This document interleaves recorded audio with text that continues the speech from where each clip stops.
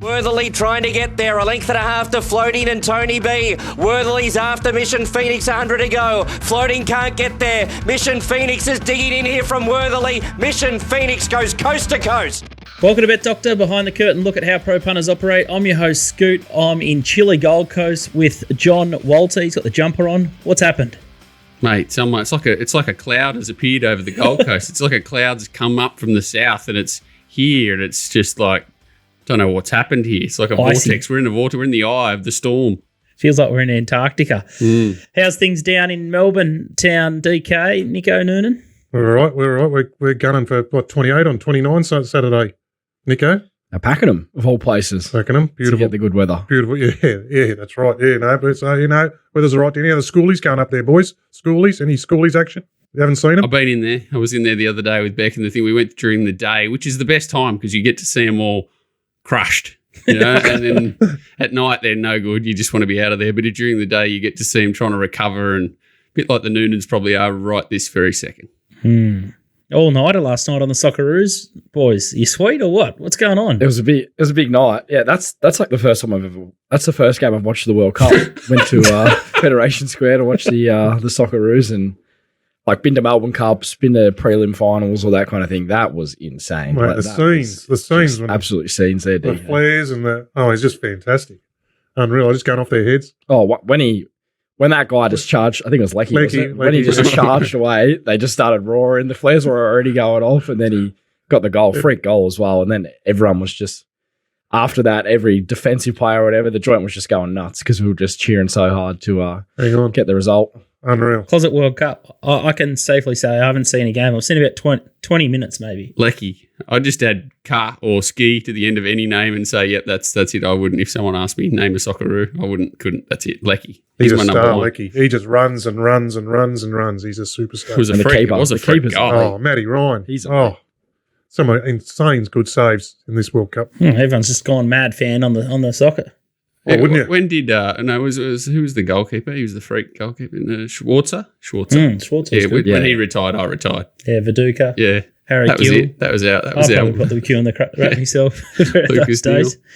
Might have to back up into Sunday morning. Maybe. Well, now at least it's a 6 a.m. job. So the 2 a.m. The times they played one time, so that was the worst one. Obviously, it wasn't. They went off, but 6 a.m. at least we can all get up and watch that. Have we only got 3 days to bask in the glory? You think they'd want to stretch it out for like another 4 or 5 just to sort of just to soak it in? Argentina, it doesn't pose well for us. Big Harry Sutar lining up on Messi. Playing Argentina, but maybe Messi's washed. Maybe he's washed. He might. He could be. He's bloody old. The Saudis beat him, so Messi would know less Socceroos than we would. Probably a fair call too. Tell you what, you've set tongues wagging on the Twitter sphere, Walt. Our man Super Multi Tips gave away a little bit of betting bank advice, saying that if it takes time, it's okay, but once you got a bank, betting 5 or 10% of it on any one bet is sweet.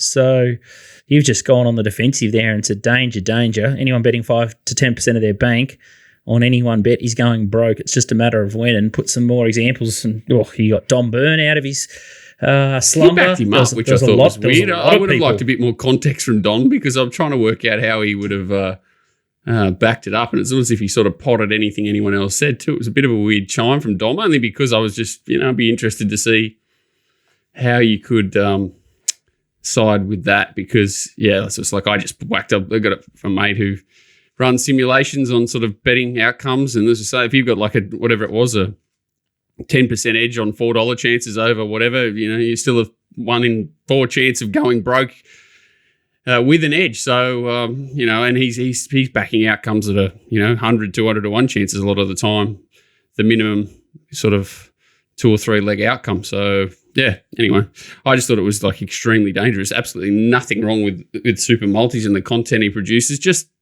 got to be careful when you're giving anyone advice that's sort of financial because it's pretty serious stuff, isn't it? Like it's their money, their hard-earned money that they're putting on things. And if you're, I just take it a little bit more seriously than most and not potting him, just sort of with caution, treat everything with caution because there's who in the world, and you can watch those guys, all this content sort of we provide, everyone provides of real outcomes of betting.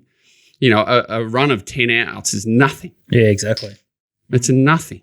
I tell you what, like DK's had a pretty torturous year and a bit of a grubby run, but it's been a miracle that he's been able to be anywhere near square for so long. And when I read that, if you go off and bet 10% of your bank and you overbet something, what are you going to do after the next bet? If it gets lost, you're inclined to it just opens up chasing, inclined to have the same amount on or even more to get that back. How do you get it on? It just puts you in the wrong headspace. How do you get it on? Well, that's another Depends problem. what your bank is, but how do you get it on? Like consistency-wise, that is another thing. Like you can't bet too big if you say, like for argument's sake, you want to back a 20 to 1 chance and you bet your 5% of your bank. Good luck getting it on if it's a reasonable sized bank, and you've got to factor that into your betting long term because it's your max bet's got to be taken into account. If you can't get that on, you got to reduce everything. DK? Yeah. Oh well, I mean that's I don't. Yeah. He's a wreck. He takes multis, and then you want to. People listen to that stuff, well, good on them. But, I do differently. But, you see how I stake and my subs see how I stake. I'll have the same bet as I did. I'll have the same bet on a $2.83 chance as I would have on a $5.56 chance. And that the thing hit the target last week, full bet at, $5.56. And, it sort of covers, well, it doesn't cover, but you get a good profit out of it, but just, and then nearly had to win. That one that turns up the 20s into $3 that jumps $4 that jumps straight to the front. That chance that turns up every 3 or 4 months, and just couldn't get there for us at Wodonga. That would have been a nice way to.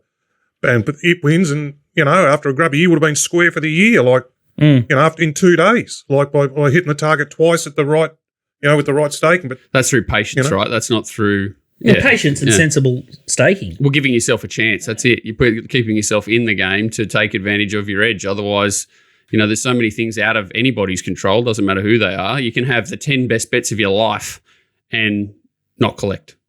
So how can that? How do you factor that in? Exactly right. And that's not results. You should never be. And then if I listen to a bit of stuff, and I've been a lot of the time in the headspace. You're profit and loss driven because you're looking at your bank account, but you're not. You shouldn't be, as long as you're having good bets and you say, shit, that was a good bet, got the right price, that was a good bet, it got beat. Move on to the next. It's as long as you can sit back there at the end of the day and say, well, that was a good bet, regardless of the outcome. Sometimes you might back a winner. It might be $3 expressed. You've taken $3 expressed to $4, and it's won by short half head. And you say, shit, I got away with that one. Bloody, I was on. What did I miss? I was on the wrong tram. And I do a lot of that stuff in because I just love post race and. I love, I'm loving post-race more than the pre-race, really. But, that sort of stuff. But, yeah, look, how many years of bad decisions do you have to make to work out when you are making a good or bad decision? You know what I mean? Like it's along the way you think, oh, yeah, okay, maybe that wasn't ideal. But that's years and years of building that sort of up. And that's that again, like you're trying to, I'm not having a go at him. But you're promoting the people who are reasonably new to the game. They don't have a lot of the experience that most people have. So again, a run of 10 or 20 outs when you don't know all the intricacies of, everything and he was on his eye. He was overconfident. That was overconfident. Didn't he just had a big collect or something? So he's preaching that with the overconfidence of, I've just had to fill up and this is how we do it, this and that, But I mean, just and it'll be same with Walt and things like that. When all my big accounts, when I open an account, it's exclude from exotics, exclude from multis, exclude from anything, any tote. So as a hopefully profitable one, hasn't been that profitable this year, but last year was good. I'm excluded from every product but win and place to minimum bet laws. So, pretty much, that's it. So anyone, and that's it. Like I probably everyone. TopSport would be the only joint I can get any product, so we can give them a pump. That's the truth. They're the only ones who'll bet me tote. The only ones who I could have a multi. The only ones who I could have a top up, a little bonus to the price and everything. Only ones. And that's not just pumping them up because they're our sponsor. That's the truth. We would have all overbet at some point in our life, and it's not until you have other people relying on you and things you probably rein it back in too. But there's again, that's with experience, isn't it? Even if you got away with it and built a bank in that time when you were overbetting, you really did get away with it. I did. I did that thing last week. I come in here and I said, this is I liked it and everything. My only reflection was I probably had too much on it. Yeah. So the price, I'm going to have a good bet on this. But again, that's experience. You know everything's lined up, so you have to press. Whereas previously, you would have sort of had an inkling and there was still risk, but you were happy to sort of press. What were you thinking at the 300 there, DK? Yeah, it wasn't good. I thought it'd be slow pace. That second, the problem was I thought the thing that was back in distance, Frenchman's Bay, I thought it'd be a generally slow pace. So I thought, it'll struggle to accelerate. So then they're running along. Oh, shit. And then it was really hard in the market late. And when they're hard in the market late, models and the smarties telling this is going to run a race, you're potting it, but then they're not. And then it was, then they put the pace on and it's dashing up on the inside. But to its credit, it was a hard watch, Nico. It was tough. But it got there. Found a bit. There's no room on the scoreboard for stories. It's just win and loss. So, when I was, mate, and look, I'll say, look, I haven't had a great year, but, my subs, I got blokes just saying, well done, DK, good on you, DK, good find, I got $6, I got that. I haven't tipped a winner for 6 weeks, and they're there still saying, well done, mate. And I'm like, geez, they're staunch. Like, bloody good people in the industry, I'll tell you. Bendigo race 2, number 5, Laureus, last week is the horse we were talking about last Thursday. If you haven't quite followed DK's action, but I agree with a lot of what you guys are saying, and just keeping your confidence and keeping your head and sticking to your routine and your rules is so paramount. So when you bet up, it opens up Pandora's box, and sometimes it's not good what you find in there. Speaking of what's good when you go on track is Trackscran. Add Trackscran, tag in the best food that you can see on track. And the runner-up this week, it's a bit of a positive swab result, this one, but at Honkers, must be Happy Valley by the look of it, it's Macca's on course. So someone's sent that one in. I had no idea that it was on course, but it's not genuine scran, I would have thought. It's just a bit of a fine cotton ring in. It's a Robbie job. That's cheating, isn't it? It's like having KFC or Macca's at the track. I've never had Hong Kong Macca's that I can imagine. I can't. Would it be pretty stock standard Macca's? There wouldn't be any crazy stuff like Malaysian Macca's is a bit crazy. I think isn't it designed to taste the same? Isn't it taste the same everywhere? Not in Malaysia, mate. They got some weird stuff. Malaysia's great. Malaysia's because the Malays and all that love their fried food. So fried chicken's just the staple dish for the Malays. So that's the Malaysian McDonald's have the grouse fried chicken with the crispy, spicy. Spicy. Yeah. Hard to beat. I might have to check that one out. Very interesting. I thought it just all tasted the same. I clearly haven't got around enough. No. There's always regional adds to the menu. Yeah, 100%. There you go. I'm just line and link steam bun here.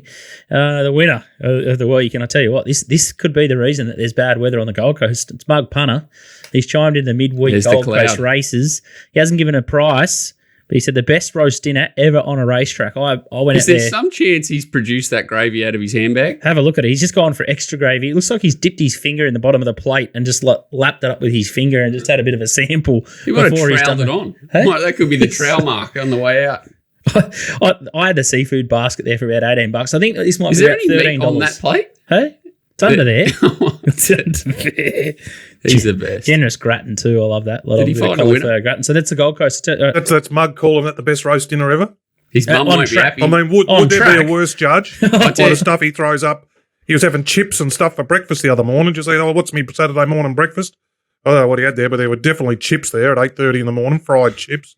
Like, they're just... Yeah, I'll be taking that with a. What about when his mum sees that? She's not going to be happy. No, he may not be allowed back in. It's best roast on track. He did say on the racetrack. Oh, okay. You got to read the fine print sometimes. Speaking of fine print, Manscaped.com, Christmas around the corner, 20% off using the Little Birdie code. So you just type in Little Birdie into the Manscaped area and you get 20% off. So good present. Don't know where mine's got on walkabout. Usually have in the office. Use the Dolphin, mate. Yeah, can't use the Dolphin, but Manscaped Lawnmower and the Weed Whacker, I use it on a weekly and daily basis. Little touch-ups. Don't get too far behind the 8 ball. So, yeah, check out Manscaped for all your Chrissy presents for people that are hard to buy for, especially males. Today's show is going to be a beauty.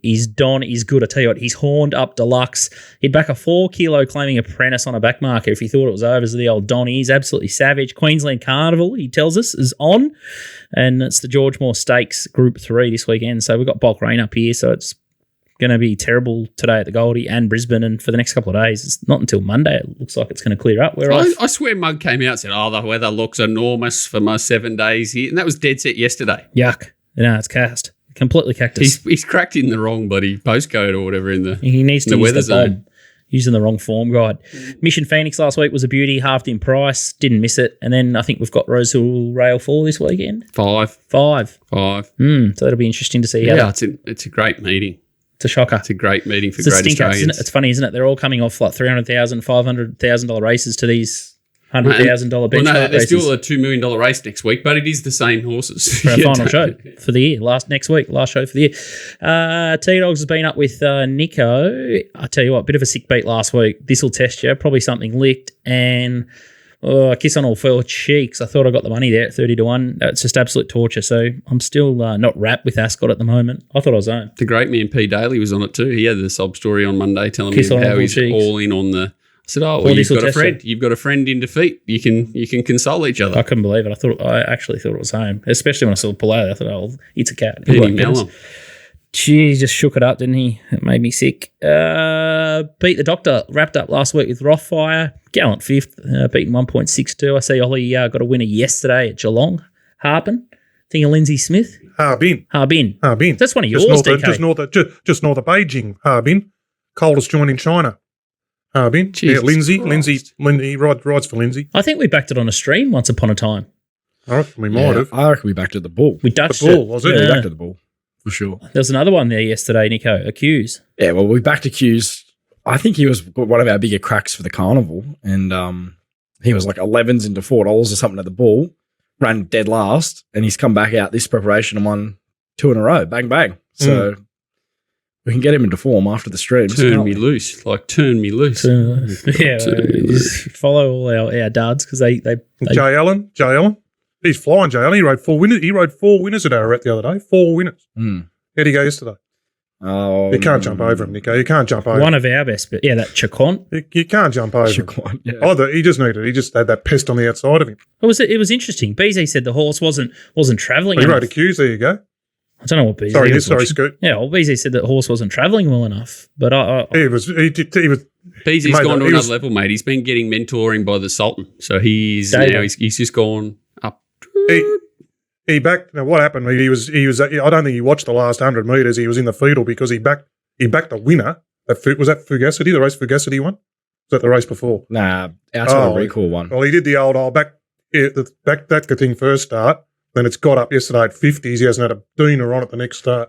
So how did that thing with? There were some odd things happening at Geelong yesterday. All right, I know we're going to keep it tight today, but I'm going to tell you how it won, Nico. I'm going to tell you how it won. What is wrong with the Ararat track? It is completely cast. The inside, it used to be the best leaders track in the state. Now it's poison. So for Fugacity, got bogged down on the inside at Ararat. It got beaten 10 lengths coming out one yesterday. Was this Cup Day? Cup Day. And I'll quote Dean Yendall. He wrote a thing called Bo Leica there. He said, I was going to piss in till I hit the quicksand. So Bo Leica got beaten 10 lengths, come out and pissed in at Warrnambool on Sunday, 20-1. One reason, Friday night at Cranbourne, got bogged down on the inside there, got beaten 7 lengths, come out and won by 3 lengths, 10-length turnaround. And Rich Memories come out and pissed in at Cassidy of getting bogged down on the inside there. Then I backed one from gate 7 there on Tuesday. Jay Fry puts it in the box seat, goes to the inferior ground. I mean, I backed it because it was going to be midfield coming around the right part of the track. So that track is definitely not up to scratch. There's the things, 10-length form reversals. It's just not on. So that's why that thing won yesterday. And just be very wary of anything coming out down on the inside at our rat punters. There's your pearl for the day. There we have it. I'd love to keep talking, but we're on a time restriction at today's show. I think we've already blasted it out of the galaxy. You're going to keep Rosehill tight, aren't you? You're going to keep Rosehill nice and tight and I'm always tight. Always tight. The non-tab. And we've got to keep Pakenham very tight. We're right, Scoot. We're sweet. Just got to tell the punters, give them a pearl. But we've got Trav coming off the long run. We've got Trav still coming in off the long run. I've handicapped him to one race, so we're in a chance to go under an hour. The TopSport team, they were off the boil last week. Can't even remember what they backed, but couldn't hit the side of a barn door. Nico, you had cylinders last week. Bit yucky. Luncey's second, so a bit of a hard luck. Couple of hard luck stories there. Couple of nice black. Can find a second at the moment. I'm in that sort of run. Yeah. Some interesting. It's always a tough one, isn't it? It is. Little black bookers. I think you found Milford from the yard last week in your numbers. So it wasn't all bad, but I've asked you to do Pakenham, so you've given me Mornington and the Valley, so it's going to be a great show today. We were speaking of responsible wagering. Just give an overview. Pakenham's tough.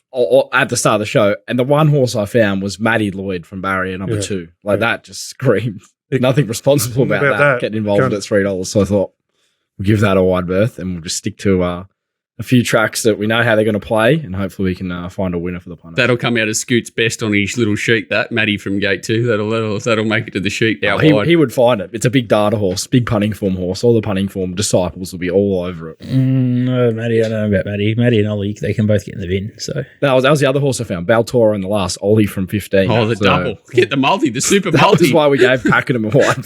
I need to wheel back the out. Super multi, Matty and Ollie. I need to beat the doctor. I need to ask Tristan if we can extend beat the doctor for another week so we can lay the absolute bejesus out of Baltora.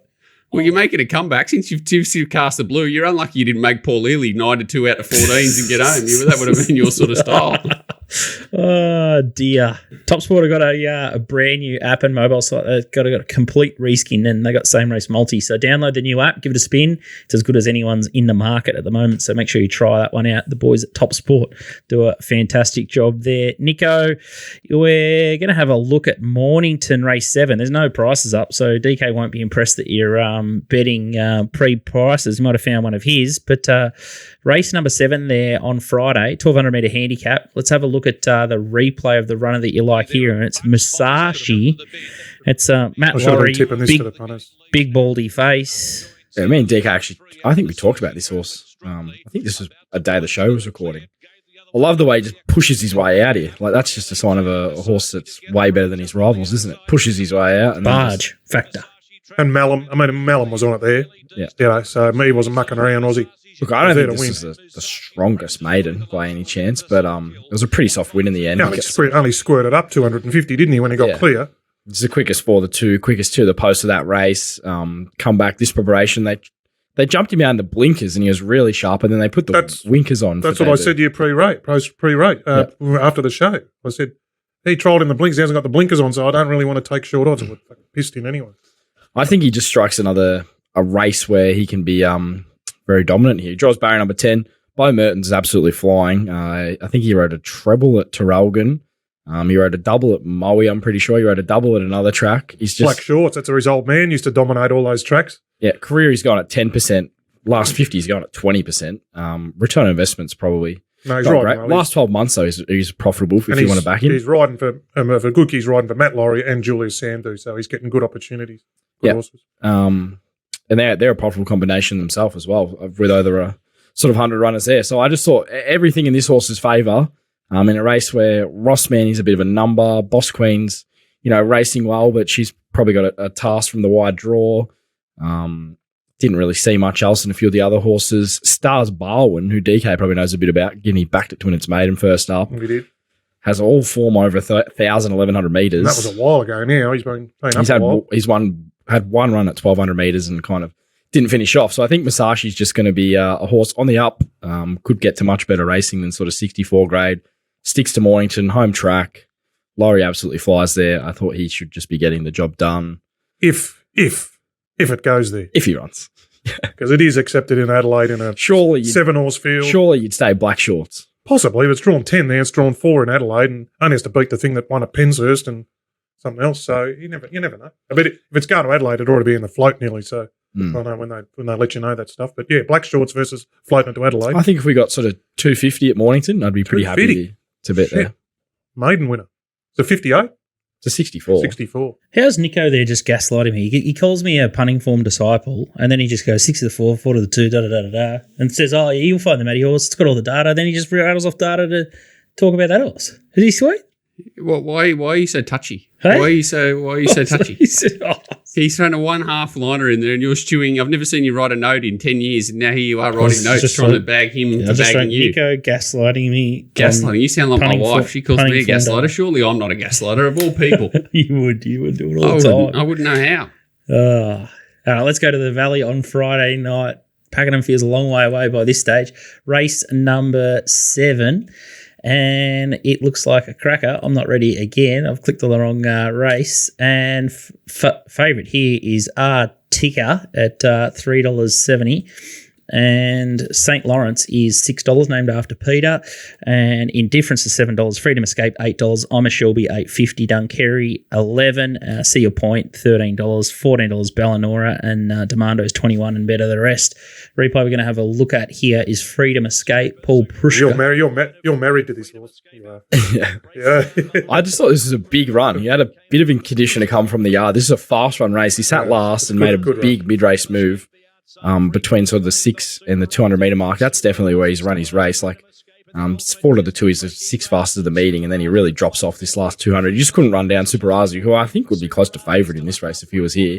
Fast run race, like he's the 5th fastest home in this race, and there's only sort of 8 in it, I'm pretty sure. So he just hit the brick wall first up. His jump out leading in was tried like a bomb. I went back and looked at it after that run.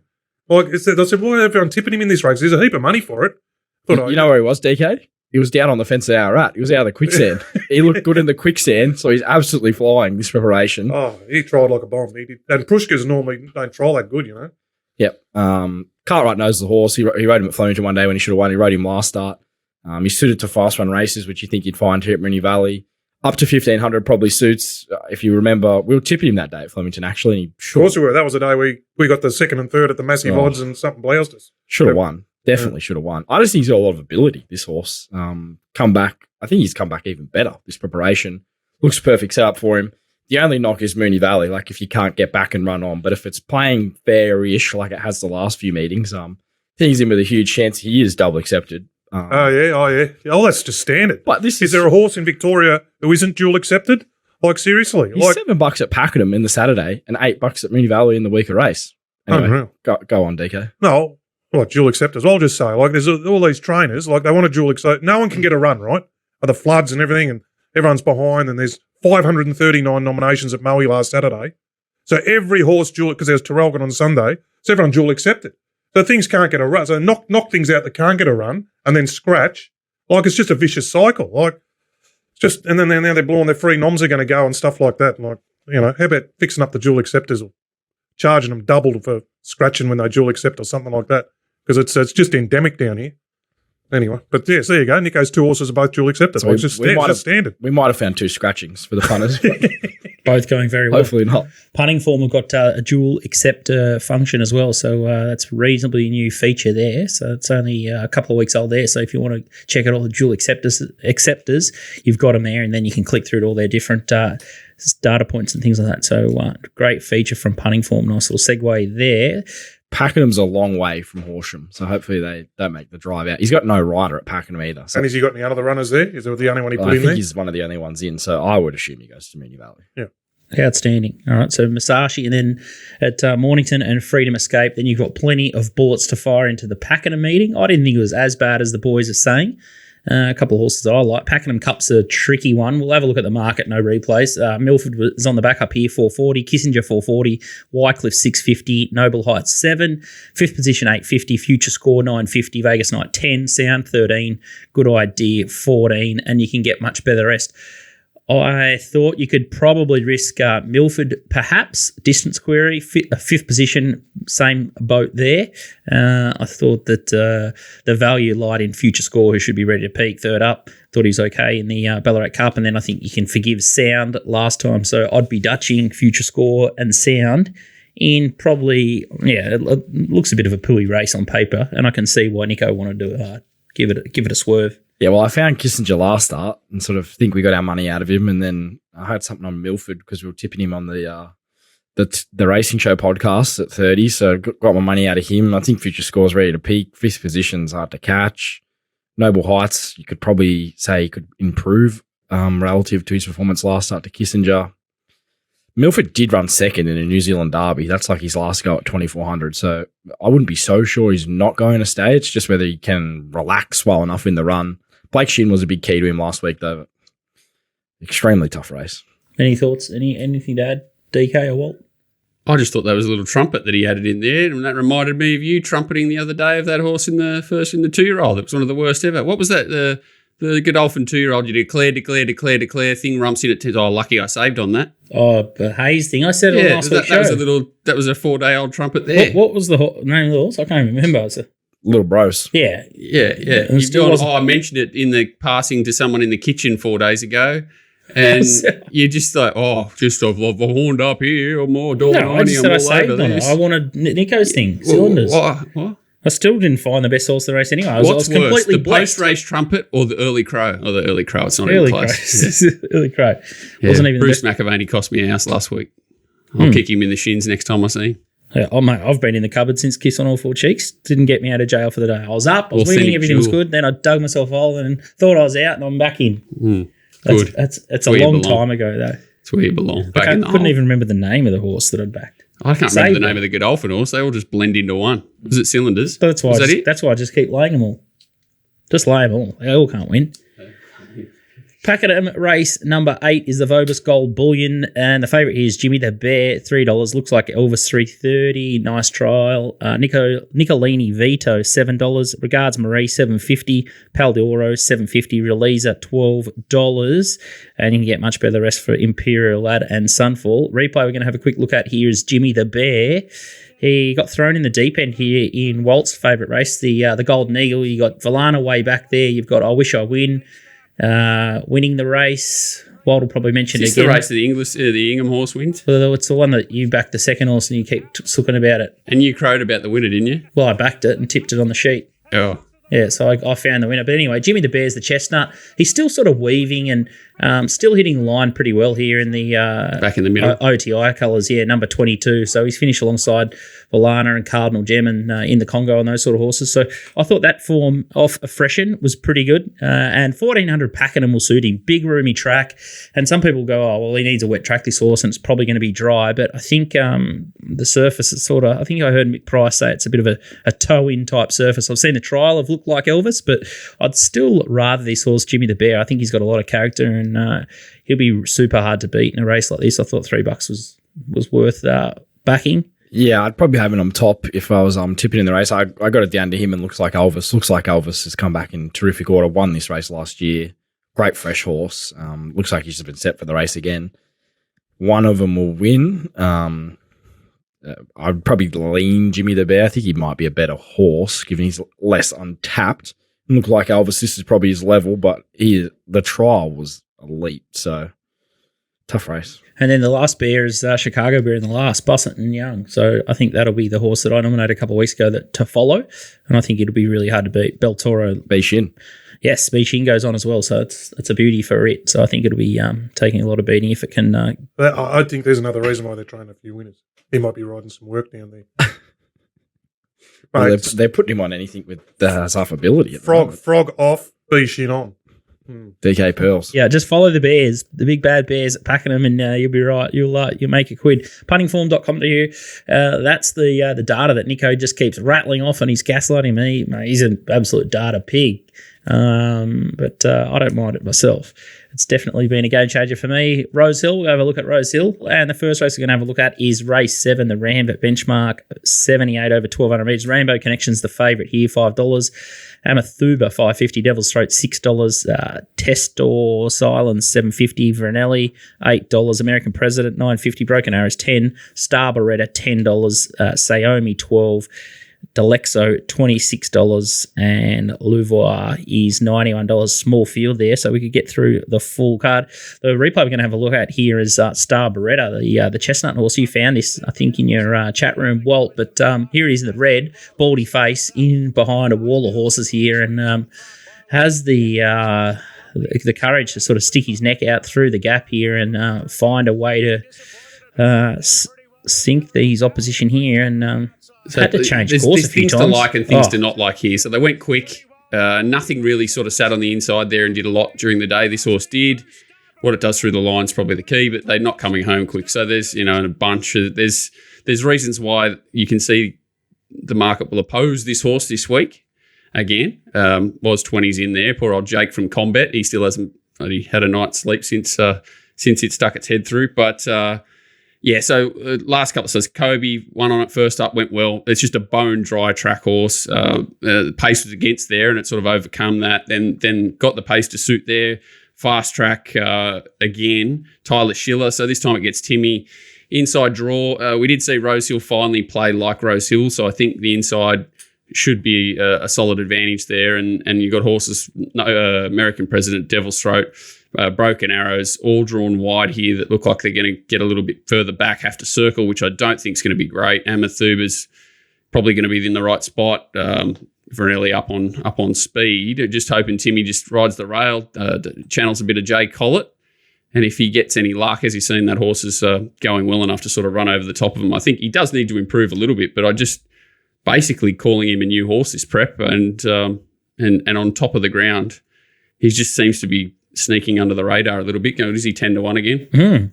So there are reservations. It is a tough meeting, but sort of both the horses I found there this week are horses that I think are just going to poke up on the inside with good speed in front. They'll need a little bit of luck, but we're getting odds to compensate for that. Seems to be priced a little bit off his last start SP.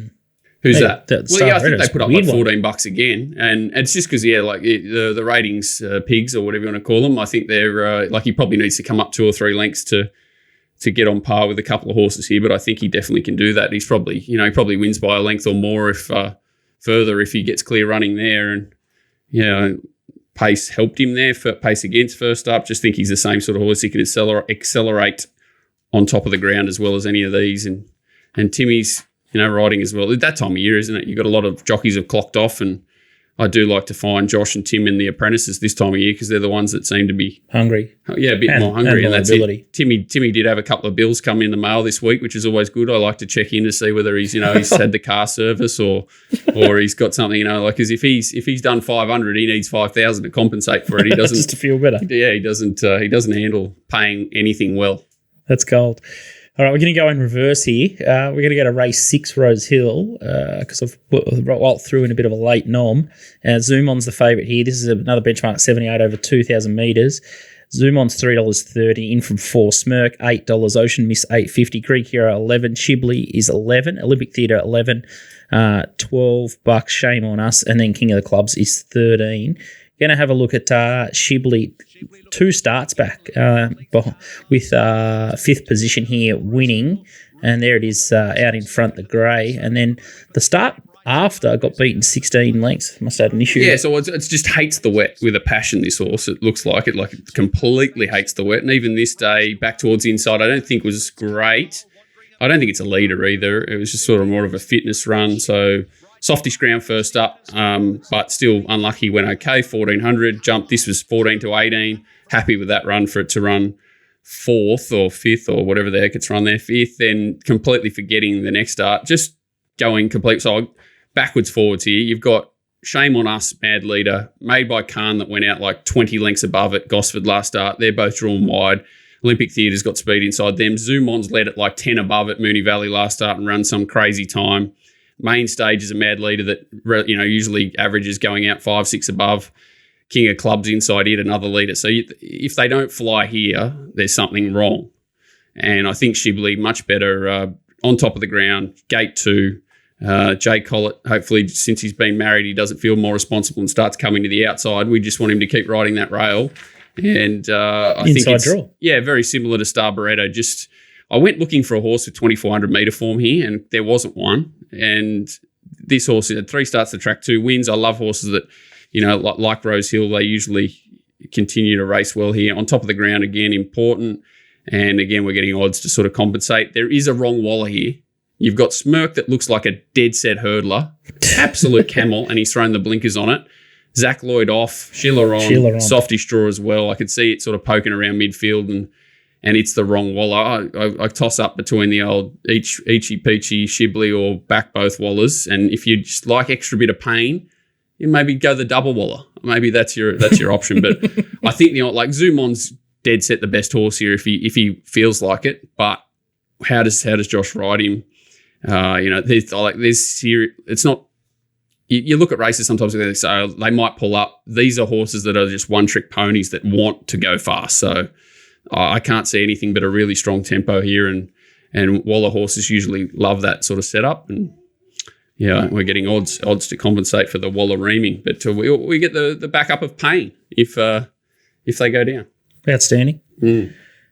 Any thoughts around Shibley? You've seen him the most, I guess, Nico, in the yard, the grey. Yeah, I thought his first up run was really good, and I agree with Bolt. He's just a dry tracker. Last start went to Ballarat and was underwater, so no good for him there. It would have been interesting if Zoomon was in that race, that Shibley race, because I reckon he would have been a long price off his first up run. So I know he won well last up, but that was at Moonee Valley.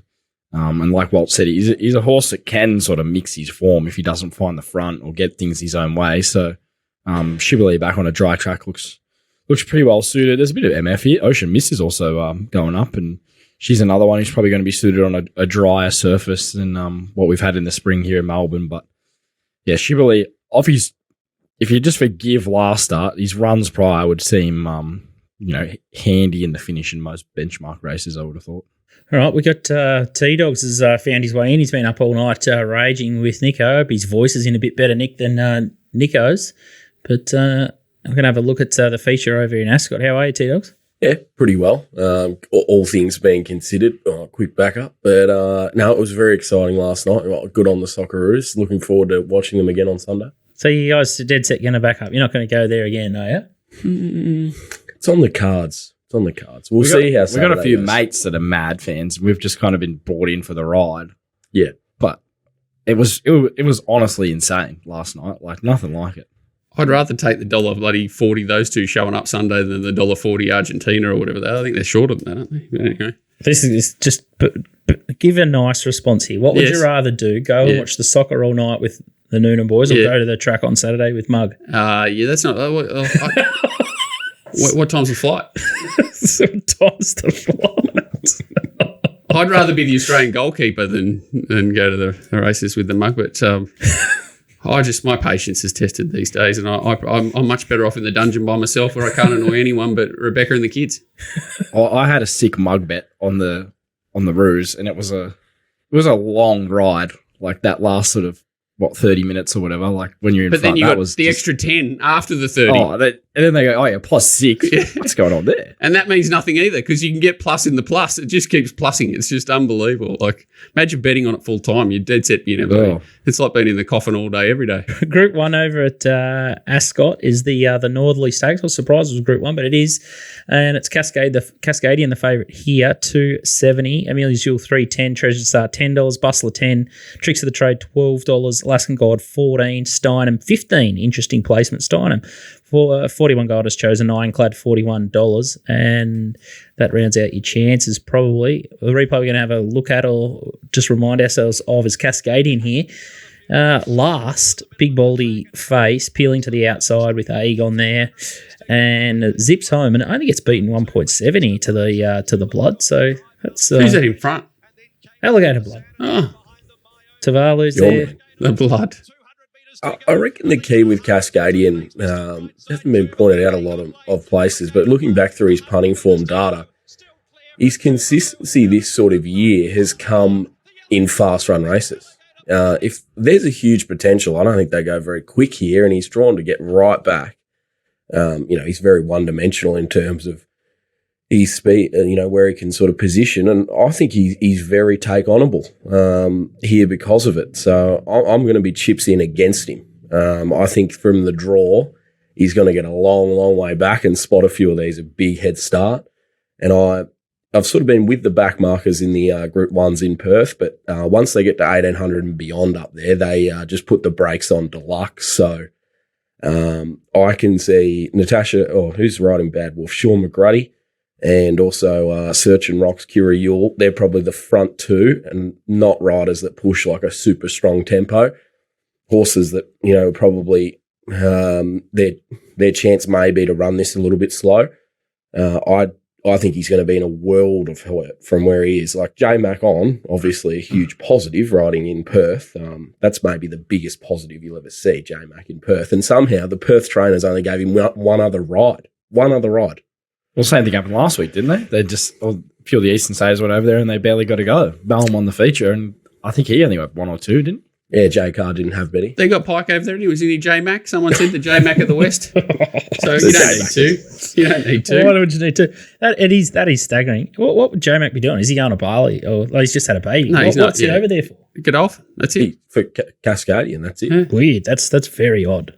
If it was a Coolmore horse, and he's not a more likely he goes last week to ride Paul Lilly. You'd think it is a weird one because I think he does. Walt was calling Rosehill on tap, so he might as well head over to Western Australia and try to pick up the prize money there. True. Amelia's Jewel was the winner of the WA Guineas, and this is the the talking point. She's got 50 kilos, Cascadian 59. You see her in the apple colours, the red and the green with the white on the sleeves, and then she just has the turn of foot colours. Oh well, yeah, red and green. She just powers away here from Bustler, who's the horse on her inside, who also lines up here, and he's sort of the 3-year-old male in the race. They didn't go overly strong in the WA Guineas to the 600. It was a bit of a stop-start race, and then she was able to out-sprint them. I do think getting up to 1,800 is a tick for this horse, and at weight for age, she's very well suited. And she does map for a reasonable run, even though, barrier 1, she's going to need some luck at some stage, but she maps to sort of being the first 6-in run. I sort of thought. I didn't think she'd get further back than that. They just have to be so dangerous here, the 3-year-olds in this race. They've got an unbelievable record in this race, formerly known as the Kingston Town. And the WA Guineas is almost the premier form line for these horses that they come out of, the 3-year-olds. So personally, I'm just team 3-year-old. I think both of them have got really good chances. Amelia's Jewel, I mark clear favourite. I've got her pretty aggressive. Cascadian at 290 just baffles me from how far back he's going to get. And, Amelia's Jewel at 320, that'll get me every day of the week. It's the best price we've been able to take about the horse all prep.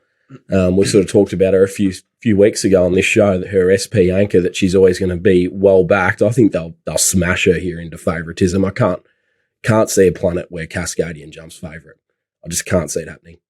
He's a pretty good benchmark, isn't he, Cascadian? Like, he's been around the block, sort of what he is. He's a solid weight for age kind of horse.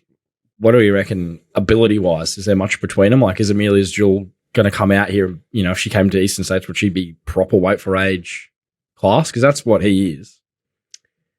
Yeah, I mean, he is, but he's that second tier of the weight for age horses, isn't he? Like, he's not Alligator Blood or Zaki or I'm Thunderstruck or Animo. He's below them. He's a B-pluser. He's a B+. I'd say Amelia's he's an A-. A-. Oh, Walt's kicking He's an up for him. A-. He's a pretty good horse. I think he's in career best form, and then he gets J-Mac. The horse that I think maybe the market's forgotten about a little bit is Tricks of the Trade. He obviously won the railway, and he lost a plate in the process. So the 1,800 metres is the thing for Amelia's Jewel, trying to compare her to him. I think that's like fine. If you said 1,400 weight for age, I'd say yes. 1,800 weight for age, don't know. But slow tempo, inside draw, if a sprint comes into it with 50 kilos, it's just a great angular race. There's angles, but very hard to compare them. The angles is you've got to sort of have an opinion on the tempo, and my opinion is they won't go that quick, which leaves me easily in Amelia's Jewel camp. Whereas if they did go hard, then Cascadian's got the chance to finish over the top. But I pointed it out. I just think all of his runs in races with sort of slow to average tempos is sort of that's how to get him beat. He gets too far back and he's left with too much of a head start. The races he sort of won this preparation, those 2 races in Sydney, they don't count, do they? They went suicidally fast in both, and then he's the last man standing. And he's made to look good. Prior to that, he was lapped in the Maccabi Diva. So I know he's a very, very good horse, but he's not the sort of horse ever that I'd want to be taking $3 or sub $3 in a Group 1. Like, he just doesn't have the racing pattern to take those sort of prices, I don't think. I don't mind that. I agree. Don't mind that line of thingy. What do we make of the railway lead-up? Like, I know all over Alaskan God last start. He's the only horse I'd take out of the railway. Yeah, because he pulled up with a slow recovery as well. So seems a big price here at 14s. Yeah, so, and you and I sort of talked about this, Walt. He travelled into the race like he was really going to let rip, and then he just found absolutely nothing.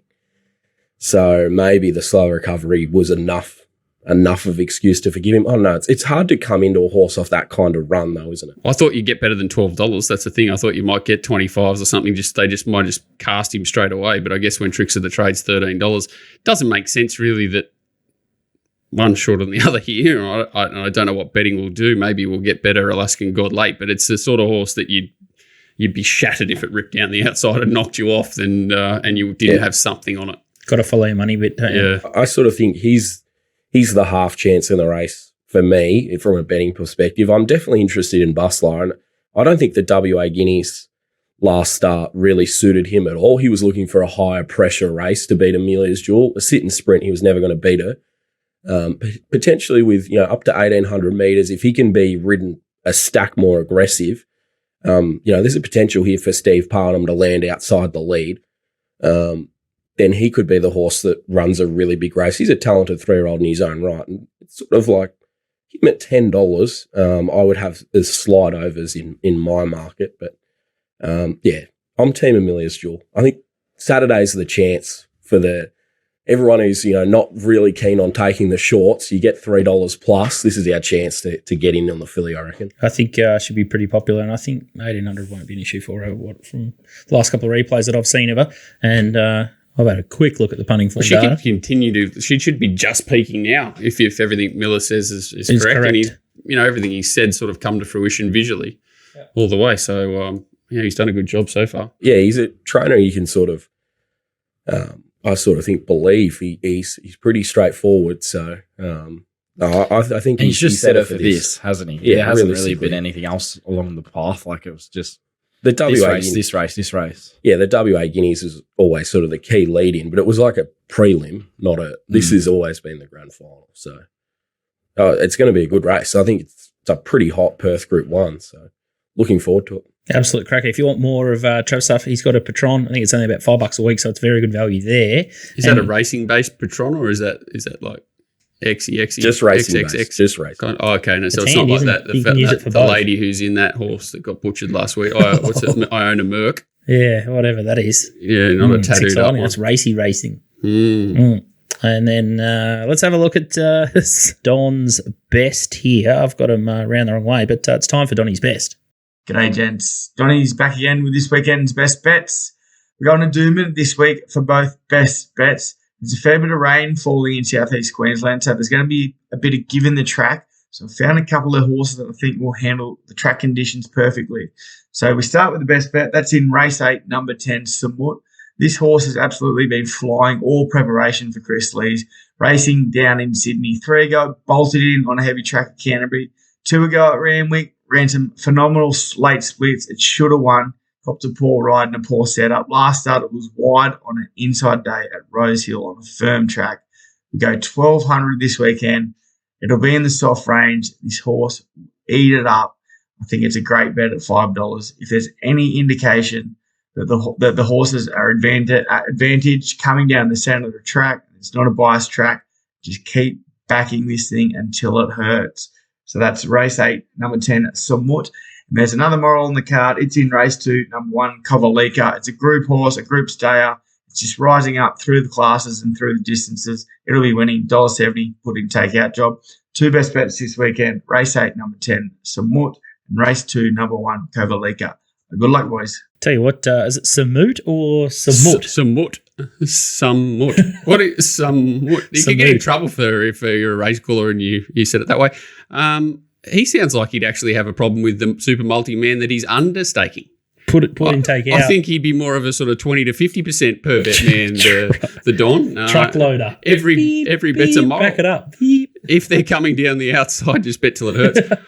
That is the one horse in Australia I have been waiting to get to a 1,200 metre race. And wet deck. Perfect storm. Yeah, well, it handles it for sure. Obviously, Doomben probably wasn't, if it was Eagle Farm, you'd have the dead set full horn. He'd be out there sitting in its box with it, making sure it got through to Saturday okay. But $5 or $6, 100% agreement with the Don. It just kills me that he goes early, and he's like the prices have been up 4.3 milliseconds. Well, the $6 this got to just keep betting. Like, mate, just cool your jets, big dog. But he needs a stallion chain, doesn't he? He's a keen bee in the big fella, and he can find a winner. He's too good, the Donny. Who's Ben Cohen? Sydney jockey. Yeah. I did look him up. I think they've all got decent records. Where's he from? Is he another South African or is he I've got no idea. I can't remember. Thought he was from Ireland, but okay, he might. There was another one there was a couple of them that sort of looked like they were going to debut at Muswellbrook the other day. I think he was one of them. and the other one was like one with a different name, obviously. And then you've got that Dylan Donovan's lobbed here as well. They all look like they've got solid enough records. It's just learning the intricacies over here is going to be the keeping an eye on it. It's hard to dive into them, isn't it? Like, it doesn't matter whether they've got good records or not. It's certain horses, okay, but when you're riding funny little tracks for the first time, it doesn't matter how good they are, unless they're Craig Williams and they've done 3 million hours of tapes and got their speech ready. You'd find it hard to sort of dive into them around Rosehill their first time or anything like that. Ben Cohen, he won the Irish St Ledger, I think earlier this year. So he's ridden at a good level, obviously in Ireland and the UK, in the UK, I should say. But I'm with Walt. They're hard Waller, isn't it? Yeah, I think he's riding there. Might be out here riding a bit of track work for Waller and sort of. Oh, so he'll be getting his mats off Richie, so he'll be unbeatable. He'll be unbeatable. Let's have a look at the TopSport Steam here. It's someone betting against T-Dog, so this is not him. Ascot Race 8, number 1, Cascadian, 2,500 at 290. So That's Nico's bet, just came through 5 minutes ago. Might get to J-Mac tax, so it's probably going to stay short. I do love the Blue Jackets. Well, it's just he did get on the defensive. He's like, I'm going to be interested to see what the market does with Cascadian, because I just can't see him starting favourite, but it's been a lot of love for him earlier this week. What if Busserton got one off Godolphin? Would he improve it, or would you expect it to go backwards? Nico would be in a quandary there. Depends if B. Sheen will. Race 814 is Treasured Star, 250 at $17. I think that's about right. She ran well on the railway. She'll run a good race. Draws for a good map. She was the mover in the early market with TopSport, so they might have had a few more bets there as well. Into tens. Yeah, one of those horses probably overs at 26, about right price at 17. Last one is Pakenham Race 5, number 1, Baldino, 500 at 950 into 750. It's against Deuce and Red Card and Port Albert. Tricky little race. This must be an 800-metre race, is it? Yeah, 1,000-metre race, yeah. Yeah, that's the weird thing about Pakenham. There's a lot of races out of the chute there on Saturday, the 1,000 and the 1,200-metre starts. So, plenty of sprint races. I thought Juice was probably the horse to beat there, just where the barrier 15 is the right spot to be. Baldino should have won last start, and he's in very good form this preparation. I was going to say, Pakenham 1,000 metres probably suit Baldino. Big run. Big run in. Yeah, he completely turned it up one day at Soundown over the 1,000 metres. It's a very similar course, but it will suit him. He ran well down the straight. Moonee Valley last start, he should have beat Port Albert and co. He just never got out. I think Deuce probably won to beat. I thought the Guava was a big price there. At $34, but another one of those races that is extremely deep, and you could just be missing the winner if you go looking out wide, because Juice is absolutely flying with Maya Eustace. So, I think they could be in for a big day there. Very, very, very tricky race, that. Big tick for Baldino's Ben Allen. I like him back in the Metro. He's been just going very well out wide and now back into the Saturday stuff. Outstanding. All right. Well, I think we've got one show next week, and that could be us for the year. But big thanks to TopSport, Punting for Manscaped, and the boys for jumping on the show, especially off the backup of the Socceroos. And fingers crossed they can get the job done. Against Argentina? Didn't even know who they're playing. $17. I thought Argentina got knocked out. So, that's how it shows how close I'm watching it. But God, you never know this game, do you? It's a pretty weird game. One you just could trip over at the right time, get a penalty, and could change everyone's lives. Home you go. Hopefully we've filled your pockets and wallets for Saturday, and you can have 50 cents each way on the Socceroos on Sunday. That's backing Australia and the draw. DK liked being the substitute. He's just off at half time, wasn't he? He was very fired up for the start of the show and then left halfway through. I think that might be his new calling. He's off and gone. He seemed very happy about that. We sort of mentioned him in the shoot. Yeah, he put on the red vest and away he went. And I was on the green vest. So, yeah, might work. Could be something in it. DK's just a fresh horse, 800-metre horse. Alexander Beetle. He's definitely that. He's the Beetle. The Beetle. Yeah. He ended up watching the show, so we've got to be kind what we say. Anyway, we'll see you next week, and fingers crossed it's a great weekend of racing.